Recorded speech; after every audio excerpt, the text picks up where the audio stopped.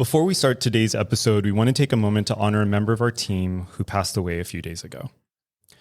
Our hearts are heavy, but we hold on to the love and connection we shared with him. As people in recovery, we deeply understand the pain and struggles that come with managing addiction, as well as the mental health challenges that often arise from trauma, substance abuse, and process addictions. If you're suffering, please know that you are not alone. We encourage you to seek help and talk to someone you trust. You can reach out to people in places like the Suicide and Crisis Lifeline. You can call or text 988 or visit their website at www.988lifeline.org. Or the Trevor Project, you can visit thetrevorproject.org. You can also call them at 1-866-488-7386 or text them at 678-678. The Trevor Project is a nonprofit organization that focuses on suicide prevention and efforts among LGBTQ plus youth. Healing is possible when we connect with others. Be kind to yourself, be kind to each other. We love you. Welcome. You are at the CCC. Where there are no outside issues. My name's Anthony. I'm an addict and an alcoholic, another bozo on the bus, and I care about you. Yes, and I'm LouiLou, and my pronouns are he and him, and I am in recovery for crystal meth and alcohol, and I am always in search of balance. And our intention is to hold and inspire better spaces for more people in recovery by tackling issues sometimes used to separate us. But you know what? Each week we strive to foster a brave space where we can engage in conversations centered around topics of recovery. But before we do that, like, subscribe, ding that bell, tell your friends about us, rate us. But rate us only if you have 5 stars or nice things to say. Just rate us. Just rate us. We want to grow in this. We do want to grow in this. But like we've said before, if you have nasty things to say, you email us. And now the disclosure. The disclaimer. Disclosure. Okay. The thoughts and opinions expressed on At the CCC are alone. We do not represent anyone but ourselves. The thoughts and opinions expressed here are for general information purposes only. In other words, we are just a couple of friends behind a motherfucking mic here to entertain you. Absolutely. You know what? What? I like that edit. Yeah, it came naturally. It came, switching those two around. So we'll do that. I'm going to change that around. That makes sense. That deserves a shoulder shimmy. I know I do the shoulder shimmy. That's my right on. So Louis, how are you? I am good. I was not here last week. I missed you all. Thank God for that. I was in P-Town in Massachusetts. It was lovely. I mean, any opportunity to not be at work was wonderful. And I was flying out, so I didn't get a chance to watch the episode, and I still haven't watched the episode, so I don't have an excuse. That's fine. You deserve breaks too. How did it go? It went really well. It was nice. It was Al-Anon, and we had Jordan's mom on. She was absolutely wonderful. She was an excellent example of, I think, like the gifts of Al-Anon. Right on. And so how are you?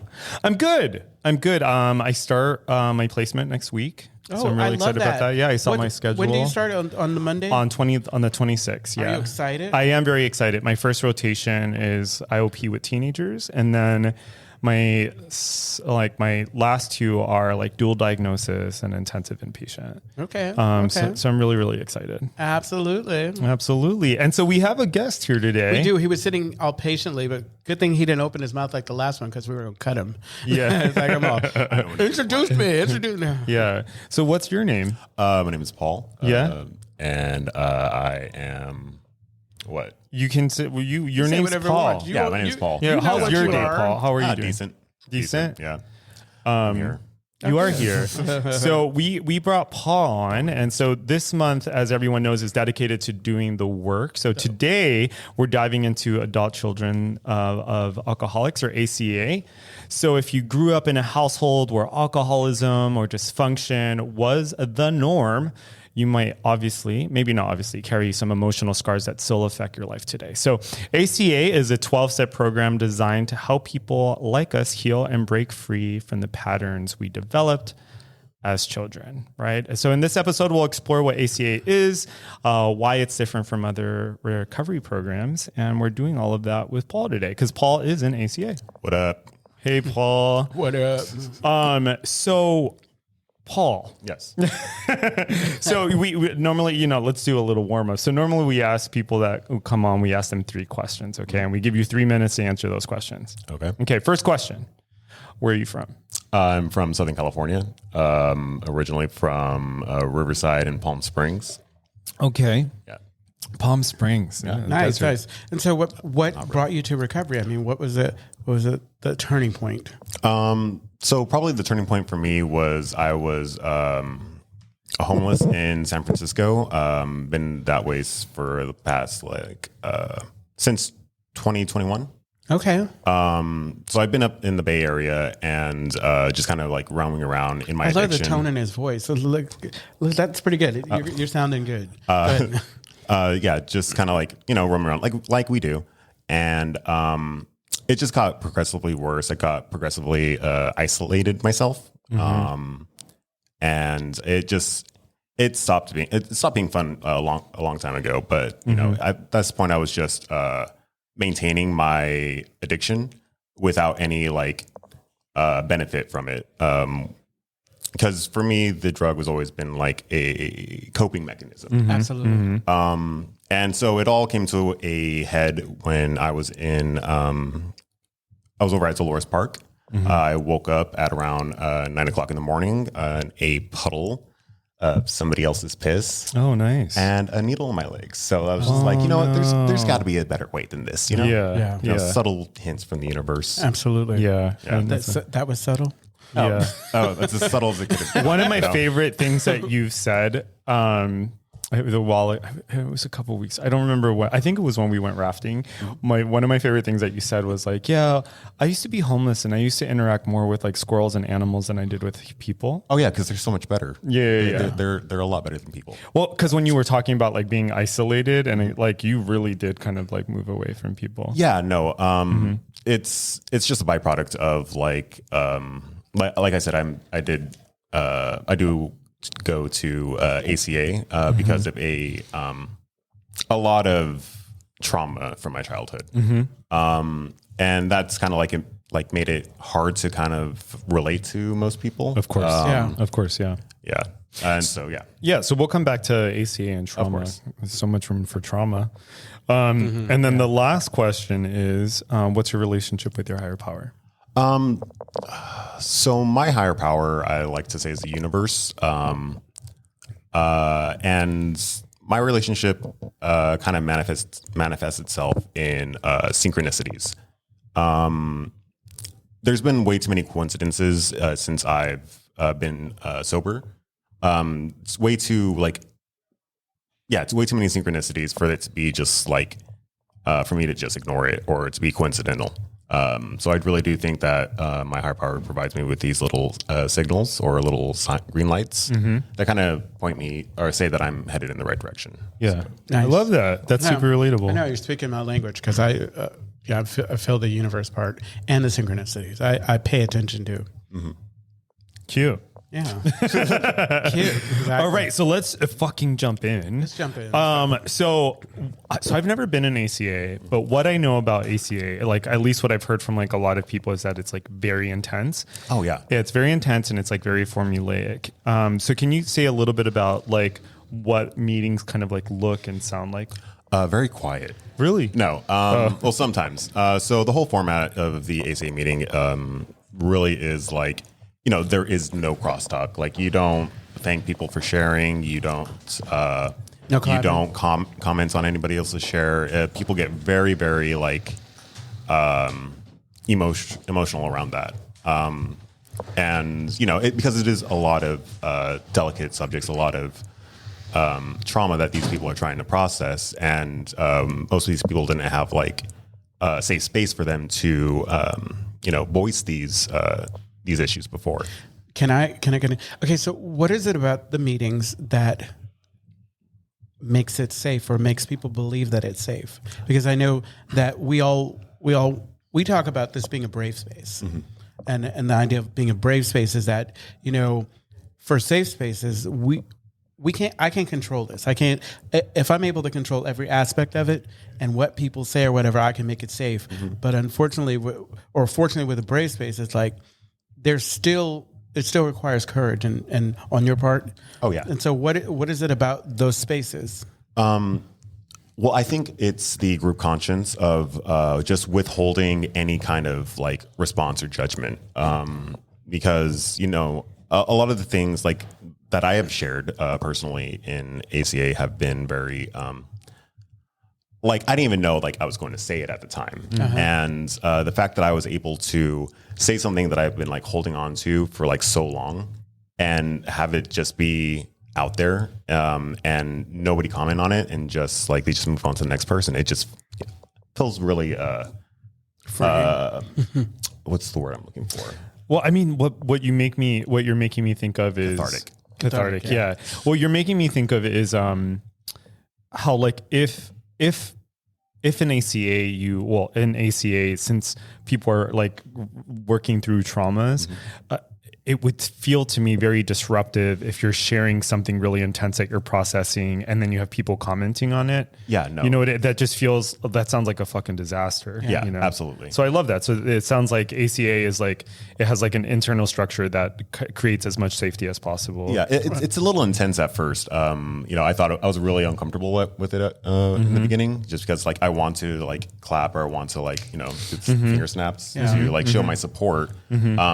It just took me time to kind of like really understand like why that was in place. It would seem also the more that you go, the more that you participate in that style, the more courageous you become. Oh yeah. Because you really do get that sense of healing.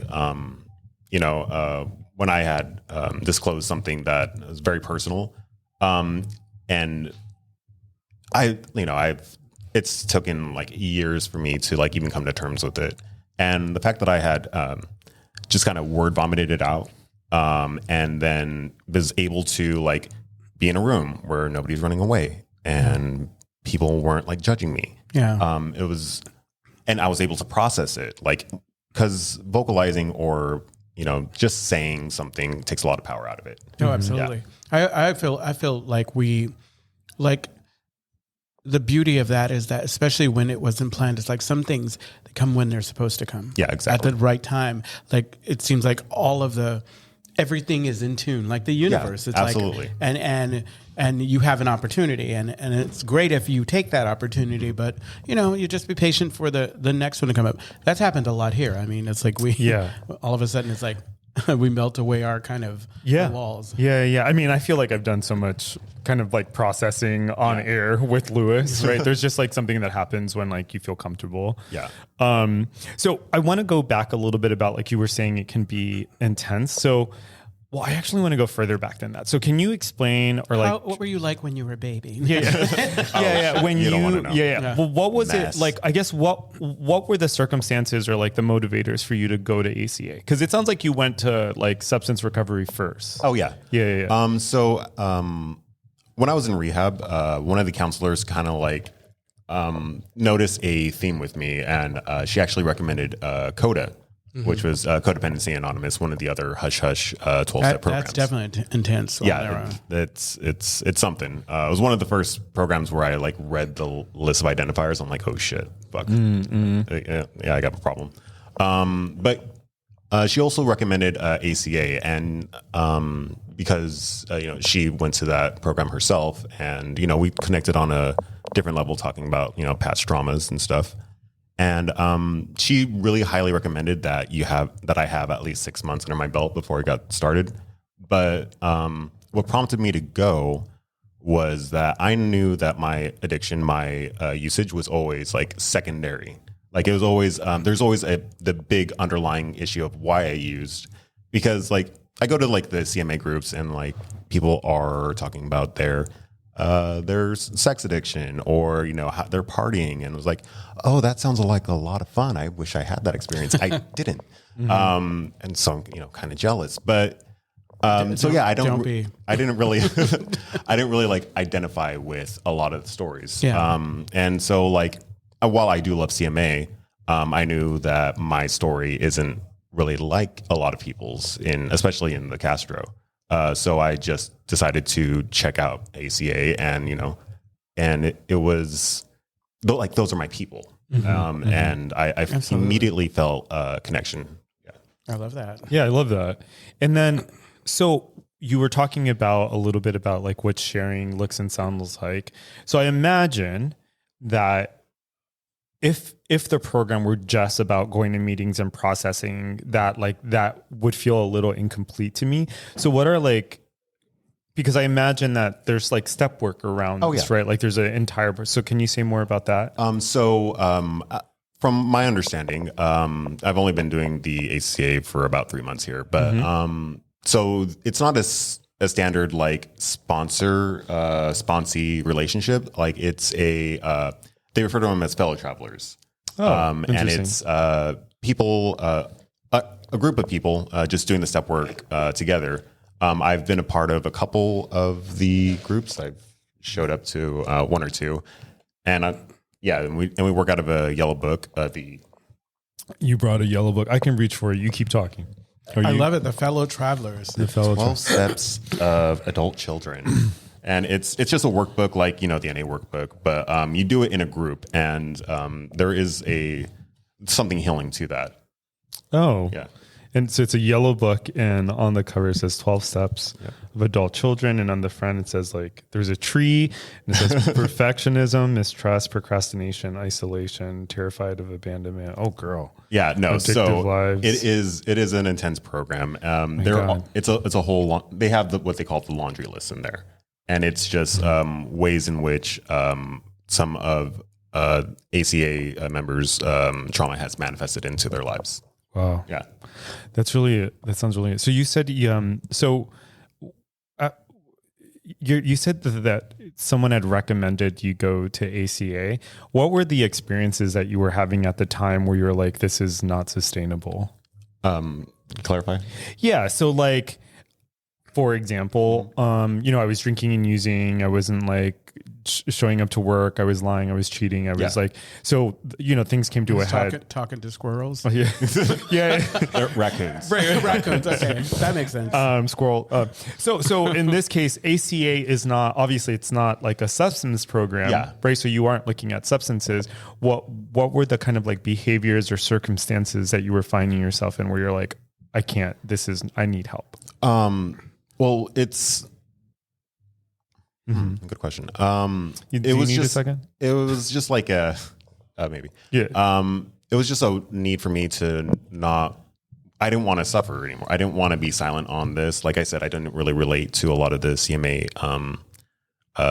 shares. And I knew that, I needed to do the work on myself. I wasn't in therapy at the time. Okay. And so I just needed some kind of outlet. I needed to really get down to the root cause of my addiction, which was the childhood trauma that I had faced as Yeah.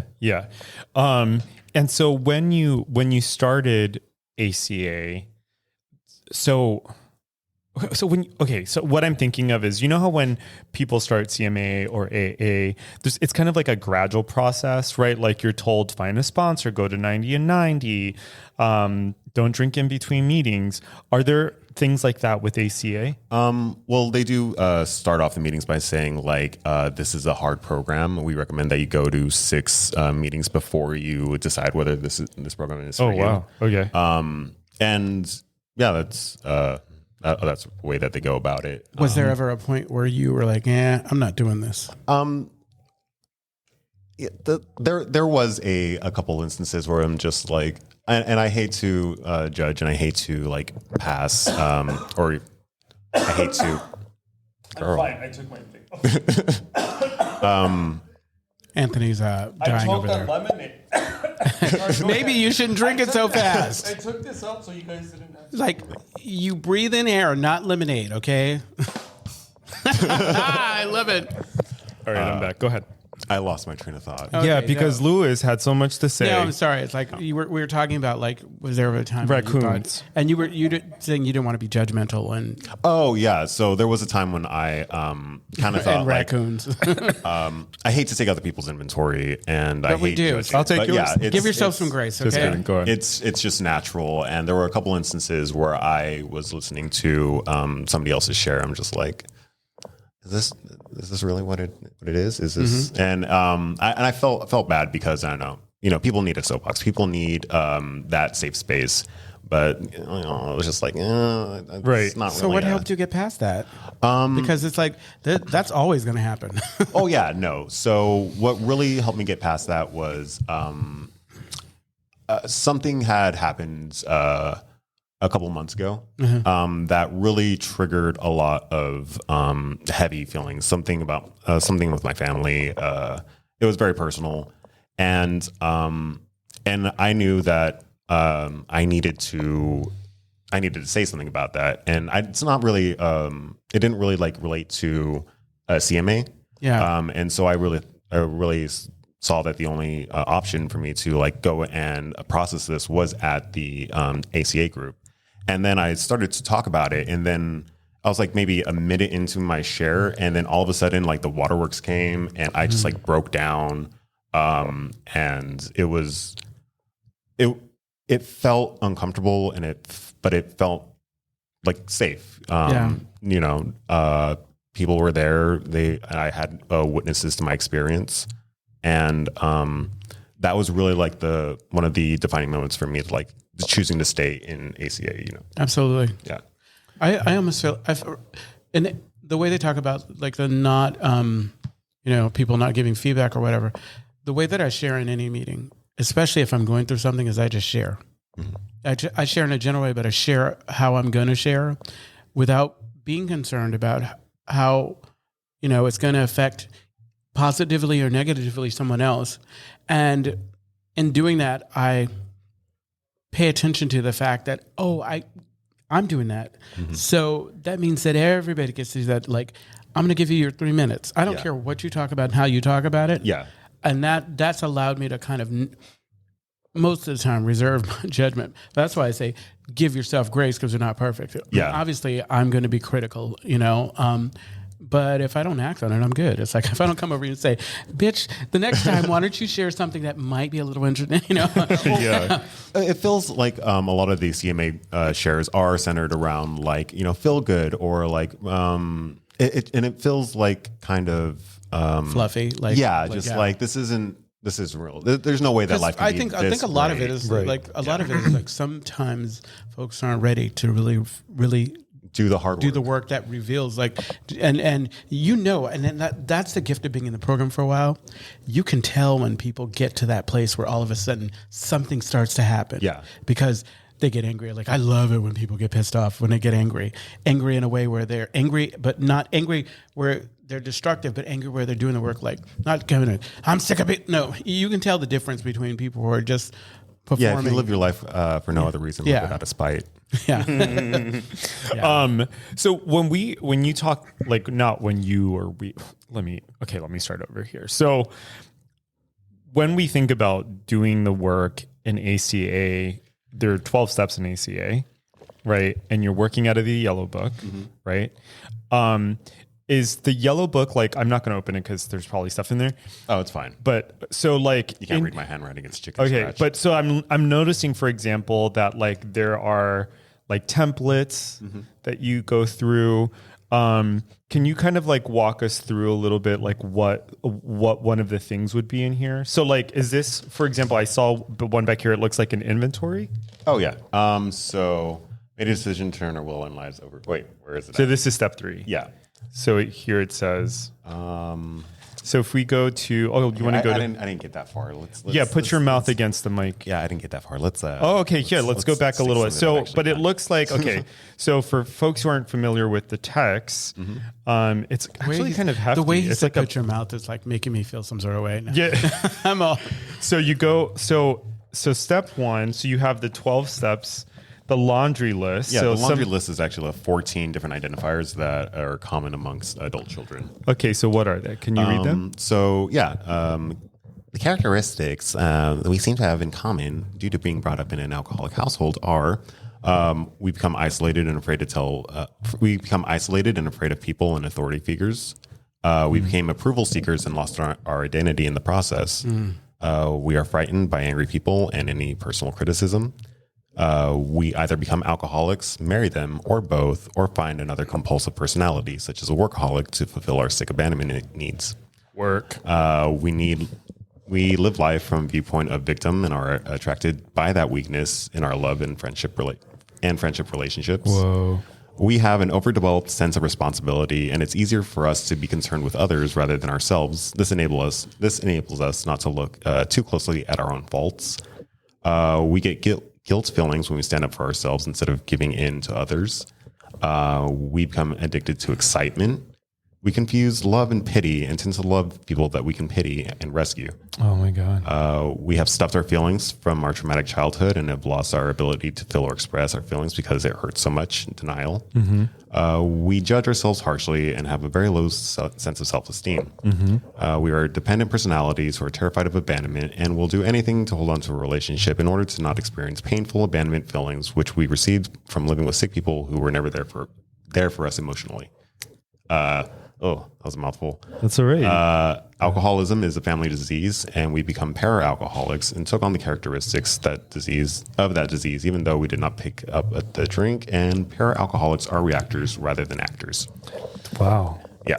Wow. That's the first time I've ever heard that list. It's fucked up. Yeah. I mean, like, here's a fucking mirror for that's you. really heavy. But it really is helpful because it's like at one point I mistakenly I was thinking, well, all of us are in some ways adult children, but the detail in that, because it's like, It's like very like specific. I don't like, cause I was thinking it's like going through that laundry list. I'm all, maybe some of them that I can relate to, but the others I'm all.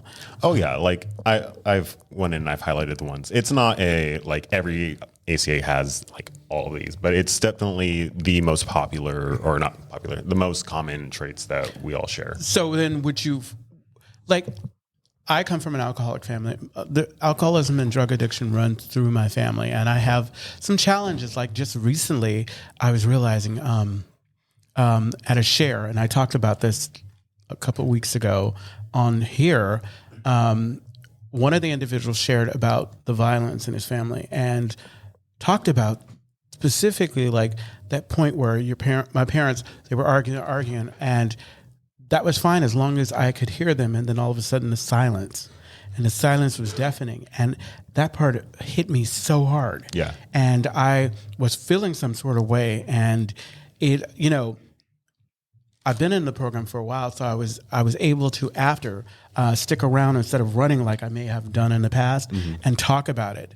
But I think that it was like something where I'm like, I haven't dealt with that. So in all that, my question is, do you think there's benefit to folks who have grown up in alcohol, even if they don't, even if they can't relate completely to the whole laundry list? Oh, absolutely. Yeah. No, there's a lot of benefits. There's a lot of healing that takes place in that group. Go ahead, keep going. Do you want to take a second? Because we have a comment. Yeah, we have a comment. Yeah, let's take that comment. Alex writes, after I started my journey in recovery, my family's toxicity was ever more apparent. It seemed that I was changing for the better and they weren't. How do I rebuild a relationship with my family despite their reluctance to grow and change their behavior? I have an answer. Do you have an answer? Go ahead. At least to the way I relate to. Thank you for your question, Alex. Yeah, thank you.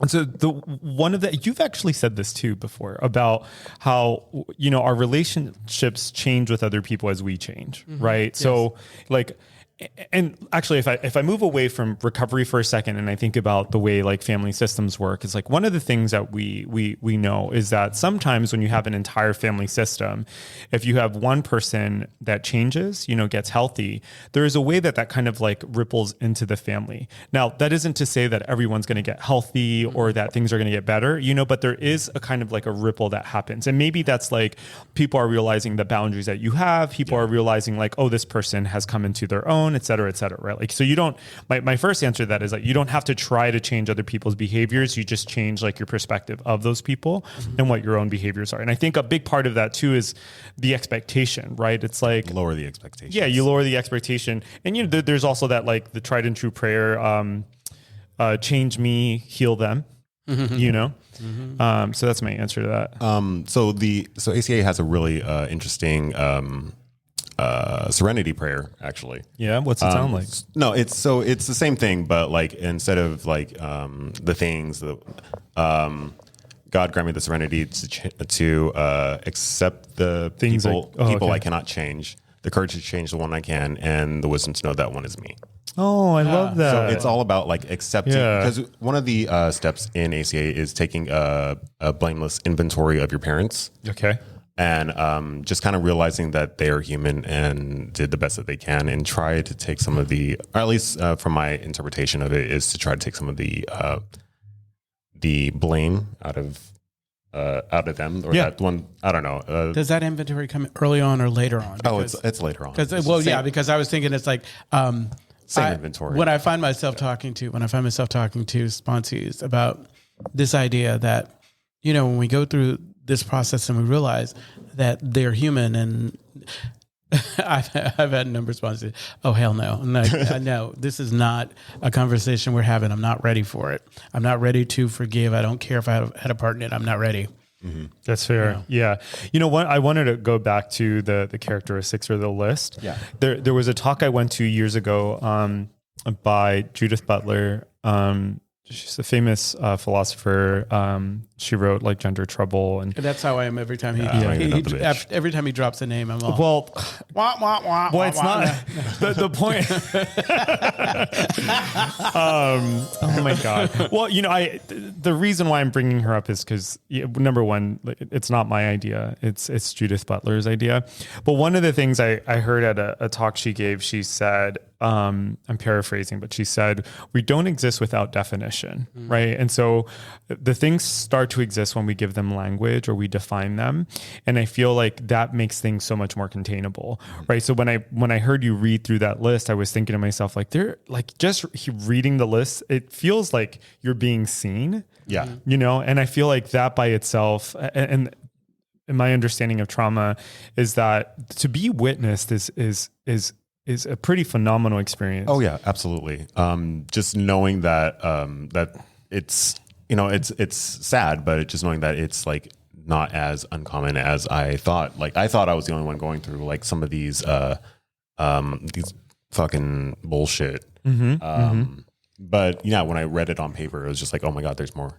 They're just like me. Yeah. And there's a way that like, and there's this really great book. It's called Trauma and Recovery. I'll find it when you guys are talking. But one of the things that she writes, it's like Martha, God, I forgot her last. Anyway, so one of the things that she writes is that trauma, or like perpetrators of trauma, one of the things that they do is they tell you that it's not happening. Yeah. Right. Gaslight and there's you. Yeah. And there's a way that the denial of your experience can be so upsetting, especially if you're a child. Yeah, absolutely. Right. Like your parents are your world. And so you're having this experience, but you know what I mean? Yeah. But I'll make that the less beginning of not trusting your own reality. Right. Well, that's because your reality is what your parents present to you. Absolutely. Right. Like they're shaping your reality, and what you know of the world, through relationship through them, in the kind of most basic sense of the word. And so if you're having an experience as a child and no one's protecting you and no one's defending you, like there's a way that in order to adapt, you kind of like take that on. And one of the things like I've experienced myself is that like when you grow up and you start to like look at things and you look back and you go, hold up, this was really fucked up. This should have never happened. And I remember the one time like I brought it up to my grandmother and I was like, hey, there was this stuff and there was this denial of that it ever happened. And I remember walking away from that thinking like, oh my God, it's happening all over again. Right. So the takeaway is that there is something very powerful about there being language and about being seen. Absolutely. Yeah. So what does recovery look like? Recovery look like in ACA? So in 12-step, you're abstaining from substances, right? So what does ACA look like? What does recovery look like? That's a good question. Maybe I haven't been in the program long enough to experience or witness that for myself. But what I can say is that like it's really helped me kind of have like one of the goals is to become your own loving parent. Okay. That's one of the promises in ACA, you become that loving parent that you never had. And you nurture that inner child that's been wounded all this time. And you also like, it's about self-acceptance. It's about loving the worst parts of you, allowing the worst parts of you to be loved, and just being compassionate and understanding with yourself. And for me, that kind of manifested into having to put up strong boundaries, not because with my family, not because like I don't want to have a relationship with them, but just because I know that they are not conducive to the way that I want to live my life. Yeah. And then being okay with that. Yeah. When you say thank you for that. And when you say being a loving parent to yourself, it sounds like the goal is to have emotional serenity or emotional sobriety. Yes. Right. Yeah. So I guess then, does ACA use like relapse language, or is there anything? That's interesting. I don't know. I'm not. Yeah, really I've never it's heard same of it thing with, before. like, Yeah. Same thing with CODA. Well, I mean, CODA is kind of easily more measurable. Like if you yeah, but I'm not really sure about ACA. That's a good question. I'll have to ask Stephen. So when you were talking about setting, like specifically what you're doing with your parents or your family, setting up strong boundaries, that goes back to Alex's question, like how do I deal with? Sometimes you set up clear boundaries that are clear. Like if you know for a fact that the person is not able to meet you where you are, or able to, like, I was talking to somebody, for me, I had to get to a place where this life that I was establishing for myself, I loved it so dearly, and I didn't want to let go of it, and I wasn't willing to let anyone compromise what I was working on. Yeah. You said something a little bit. There's two things I want to go back to. So one of the things you said was that you weren't in therapy yet. Yeah. And what I appreciated about that disclosure is that what it makes me think of is that big picture. So in an ideal world, everyone who needs therapy would get therapy. Yeah. Right. Ideal world. I don't have a problem. Huh? No. Therapy would be more accessible. Right. And what I like about what you're sharing though, is that like you weren't in therapy, but you sought support. Yes. Right. Absolutely. And I think I want to just highlight that, because I think that, one of the things I was saying earlier is like, you don't have to suffer alone. Right. Like regardless of where you are in the country, there are ways like to connect, et cetera. So I guess I just wanted to highlight that, is that like, that's a great strength to say like, yeah, maybe I'm not in therapy, but like I can find it in this other way. Yeah, no, it definitely is one of the driving factors for me to have gone, because it's such a long wait list to get into like any kind of therapy, especially when you're like on Medi-Cal. Yeah. So was it always kind of the plan to go into therapy, or was it as a result of all the things that you have been doing, you thought, oh, therapy is something that I need? I knew I needed therapy for a while. Yeah. And I funny enough, I got into therapy shortly after starting ACA. Okay. And I just kind of use both of them in conjunction with each other. Oh, absolutely. I find when I'm working with sponsees who have, I prefer working with sponsees who are in therapy, because I realize that I'm not trained, and there are some things, especially when we get to the 4-step, when we get to that point where we have to start looking at our part and stuff. Some people are just unable to. I can rattle that. Yeah. But I can't, and I try to give people grace with that. Like, I realize that sometimes it seems as though folks are procrastinating, putting stuff off, being defiant or whatever. And usually it's because it's something I'm not ready to deal with. Yeah. And I don't want to be that person to get it started. Like, I can open up the box, but I can't close it. And so, yeah. That's a really good point. Were you going to say something, Paul? Oh, no. Okay. That's a really good point, right? Like, in my experience and being in the rooms, like often I'll hear people share, and I sometimes get worried because I'm like, there's something, what you're sharing is like deeper. And I'm of the opinion that like, yes, the 12 steps can get you sober. And there are sometimes things where you need outside help, you know, like clinical depression is real. Schizoaffective disorder is real. There are all of these things that are very real that like, we can't just rely on the 12 steps for. Absolutely. And so, that's a shout out for outside help. Yeah. It's a total shout out. Yeah. Shout out for outside help. You know, I'm always talking about, it's like, What? I don't always want to give what I've established in my years of living. Not everybody can appreciate it. Over 100%. Yeah. And so it's like, and that's why I can appreciate the no crosstalk or whatever, because there would be nothing worse than somebody, even if it not what their intentions are, but to diminish or to try to devalue what you have shared. Like that, there is a way that sometimes meetings can get very messy. Absolutely. I was at a meeting recently where, did I tell you about this already? No, I was at a meeting recently where someone shared, right? And they were talking about like recovery and they're like celebrating a birthday. Tell me why. Another person raised their hand right after and they had like a very pointed share. And it was something along the lines of like, some people are here talking about X, Y, and Z, and they're just hypocrites and blah, blah, blah, blah, blah. And I was sitting there and I'm like, what the fuck? But that's the thing is that meetings can like, anyway, the point is that there are some. I just wanted to give hugs. Yeah. Do you know what I mean? But it's like, there's a way that like some meetings can like really. No, exactly.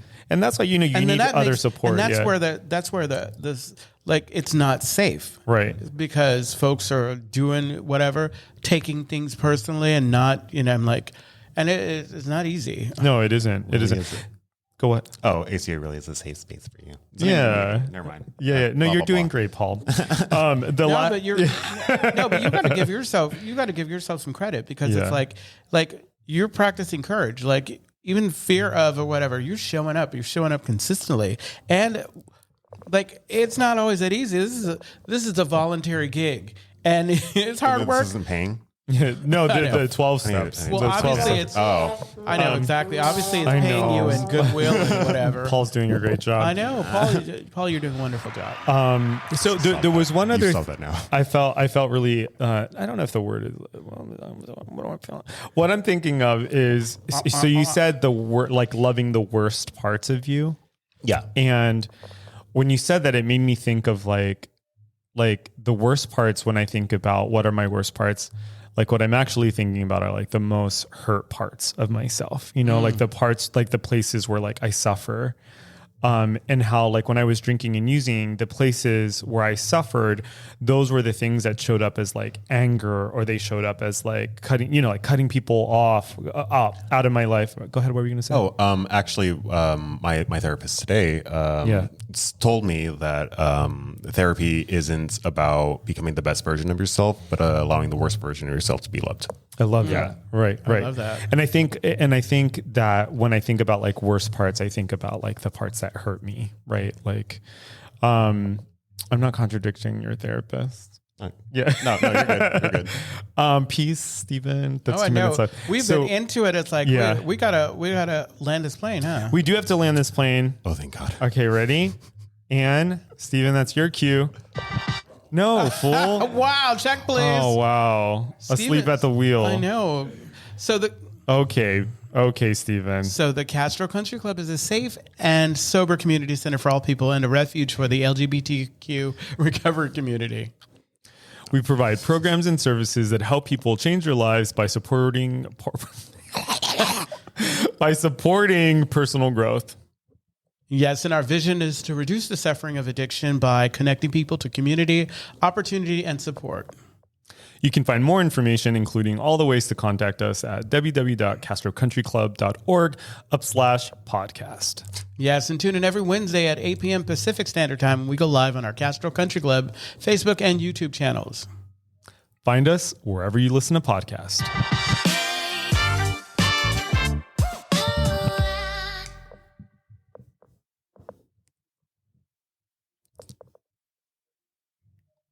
Awesome. Yes. No, we're still on. We're still on.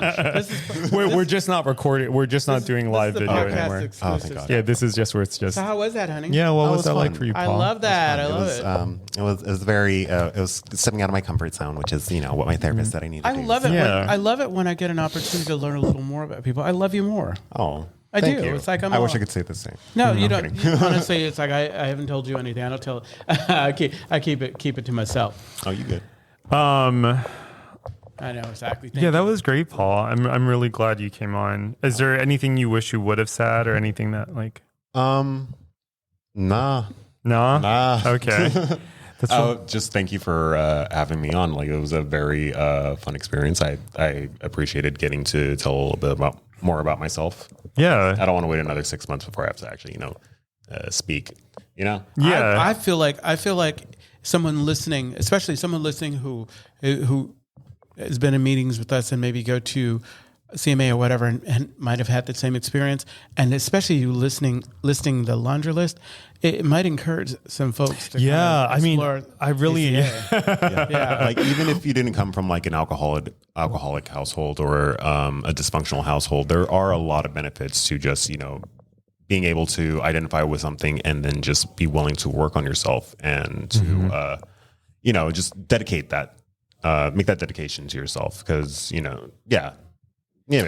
I was thinking about this the other day, or maybe it was today, or maybe it was the other day, but I was thinking about how, like, some days things don't make sense. By that, I mean, like, I'll wake up anxious. Like, I literally do other things. I have a psychiatrist. I'm on meds. I've been anxious like all week, and I have no idea why. Yeah, exactly. And I think about like the things that I do to contain me, right? But there's so many things, right? It's like, but it really does take that for me. It's like, I'm going to meetings, I have service commitments, I have a sponsor, I have a therapist, I have a psychiatrist. Why aren't things getting better? Yeah, you know what I mean? And sometimes it's like, why am I not healed yet? Yeah. And so sometimes I think about, I have gratitude for the fact that like I have these kind of like structures in place. And by that, I mean like meetings and friends where I can step into those things and be anxious or be whatever. And how that helps me get through another day. Absolutely. And we find help the way we find help, either in like ACA or Al-Anon or 12-step but there's something magical that happens like when people come together and like start to get real about their shit. Yeah. Really doing the hard work for this was, just having the vulnerability to actually do the work and be able to just open up like that. It does help so much. Yeah, and it helps people who are listening. You know what I mean? Like, you never know who needs to hear the thing that you're saying or the thing that you're experiencing, right? Like, even if they don't have language, they might be relating. I love that. Like, the last episode I was on, we struggle with this idea of doing the work, because doing the work is different for everyone, but it's clear next to hear what the work is. And Just get real. Yeah, exactly. No, it's like, and I absolutely I need obvious signs. I need signs hitting me, very clear, so that there is no shock or surprise. Yeah. I love that. Okay, do you want to just end things? We can end Yeah, things. I think we're done. Because it's, because we don't want this to be too like. Ba-da-ba-pow. Yeah. Thank you, guys. Yeah, thank you, Paul. But as we normally say, we say, if you're new to us, thank you for listening. Come back. If you're a longtime listener, we love you. We love you. If you made it this far, and if you made it this far, yes, and thank you to Paul. Paul, that wonderful. It's like, I'm so impressed. Thank you so much for having me. It was very demure. It was very mindful. It's very mindful. Very mindful. cutesy. It's like, it's like, I'm all. It didn't have a green cut crease. Yeah, it didn't ever. I love that. All right, let's close out. Bye. Thank you. That was fun. Absolutely.